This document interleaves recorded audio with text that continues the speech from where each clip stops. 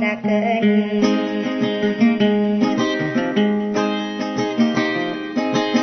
sarugi dinagawe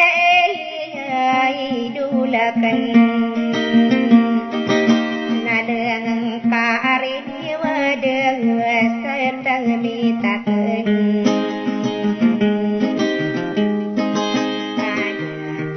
timbang uri saina ulaken sandu gawe yang idulakan akasodan aswadi ko kerawi bepekembung laladeng subah bakana sakai bertasai naunaken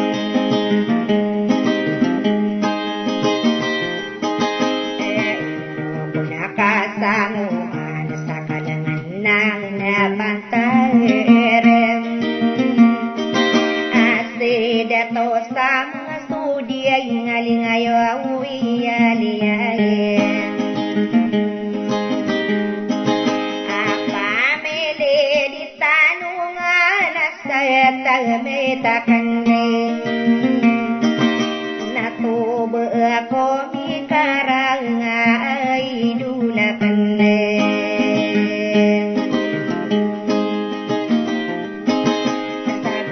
tanay di benar ako aulang mitaken naasara kadi tutangga kaulang mitaken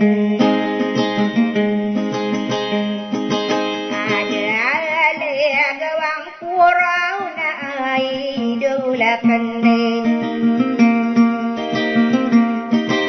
natoba panakaburau de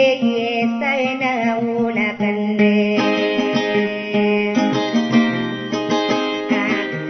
sopanari mayna sakapimbitakan api bilang atawang ko wakining gereng kurune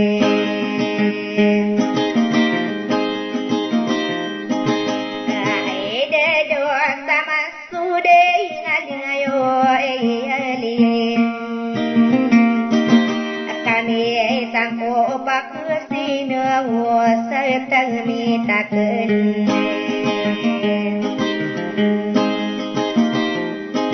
adi tarampi ko marga kaulang mitaken na ibu burode kendang na idulakan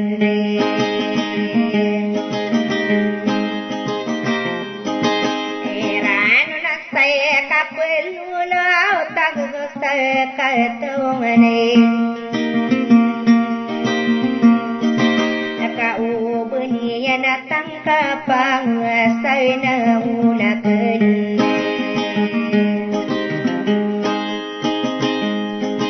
di mana iyo sadar sayatang mitaken sudi ikan hidin idulakan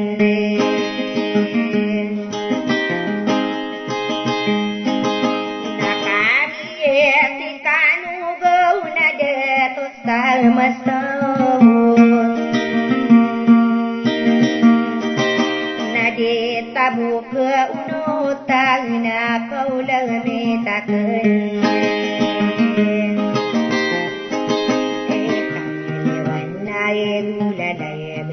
nang ulaken akabege tapakuya kausa satang mitaken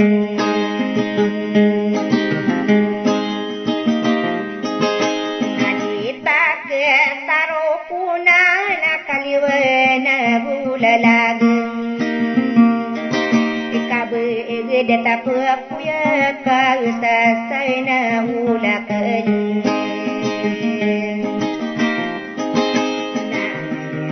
sinuaw corona ay idulakan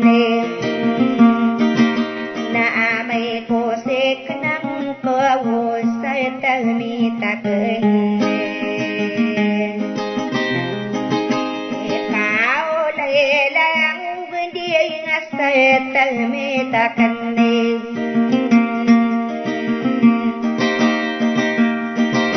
Nadia maka penulatan na idulakan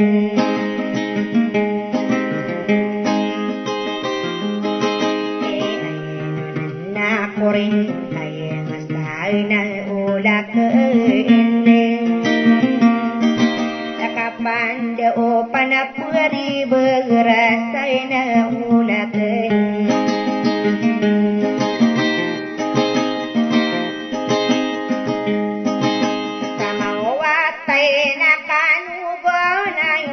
Nakasaluan sakang nanganang pantagrasay na ulakan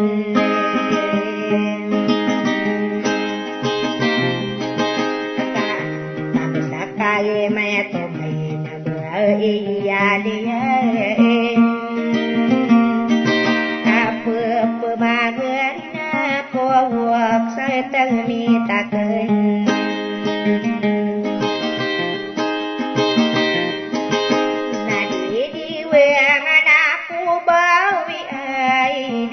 Kaning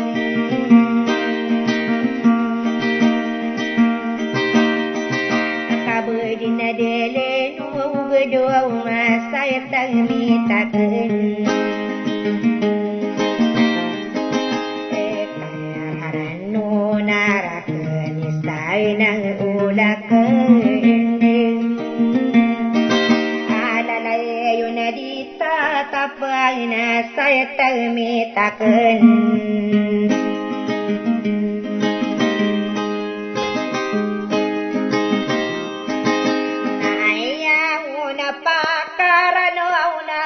Lamitakan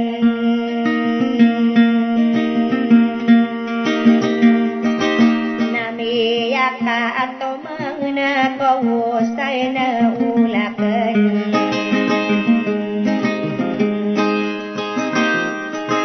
saruyodang puso sa husay tanitakan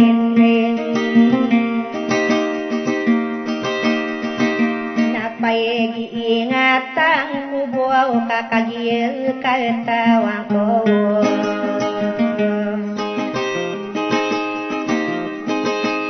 Ay duba ialiyang sana ulakan Ami ay sumbu sa malanggay Ditaw sa mansoon Dan tayo din na tayo talmitakan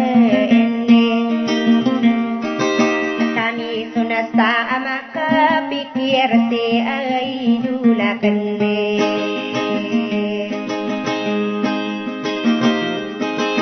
Nanganatan taniya buwaw sa talmitakan Nakamaabon na sa ini kialang yang manadere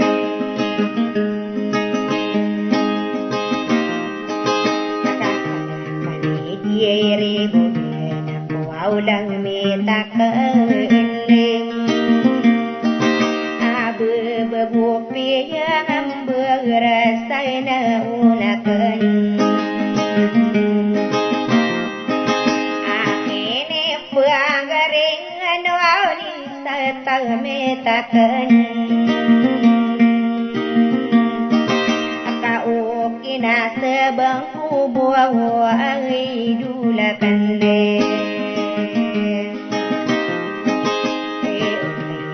mapaguli masay ng ulakan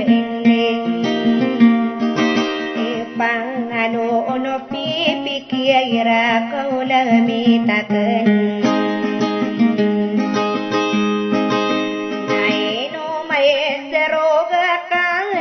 Kabo ikaw galing Kakay taman na sarano Nakabad sa kulalayon Kanigiyay nawain Kuwaw lang itakain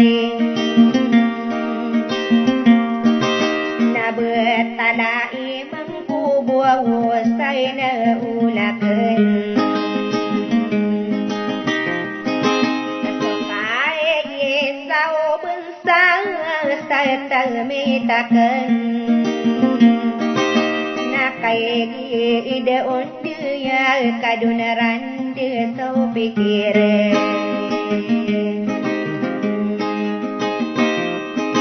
Akan tumangkai de so rasai nang ulaken Aku kada rasa sakai ngedade tosang mesudinde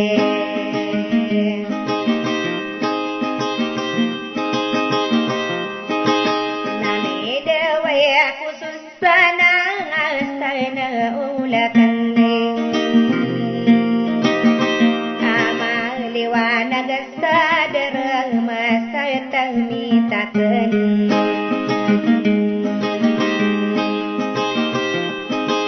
namanya kawan nanay susah bermaniwina sona inum ako kay dinana ya gestai na ulaken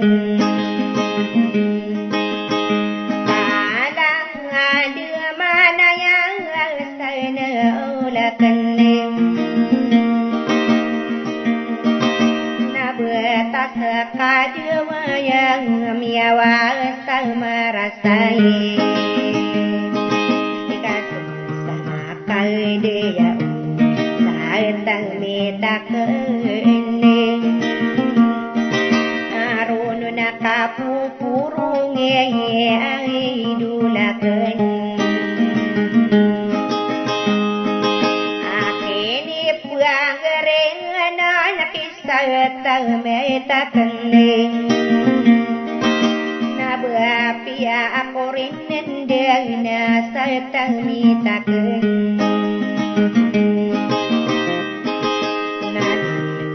Mana pekewai nasai nang ulaken Ako di kandigin ay dulaken Akabapi ako rin din ang satamitaken Nawabang kaapanang kapang ako lamitaken Biya kay sunikan ginawa Kay isa umunsa sa baso pikiran kay Nasurain unanarano din sa naulakan Nadi ikaugi na sa tamitaken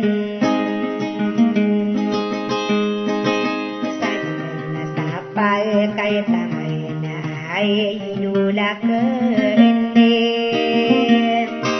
Na kay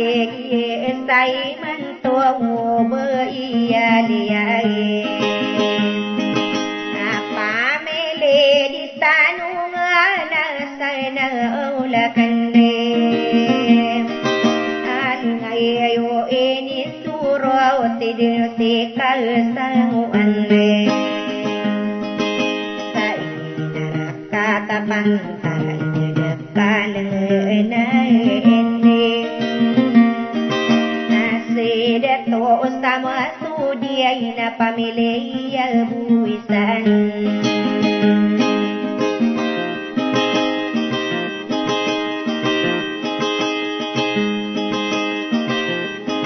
Ay aro mini kuya sana ulakan Kaya arina-arina wiputare muna uray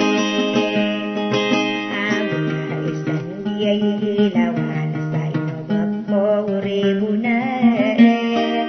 Kadi kaya buka gawin sa tamitaken Nadi kaya bukaran muna sa naulakan Daun sopa ay nubuaw na idulakan Arang nasakay tumanay Say nang ulak Sapay mayo bekaran una kaulami taken Sapay natas orang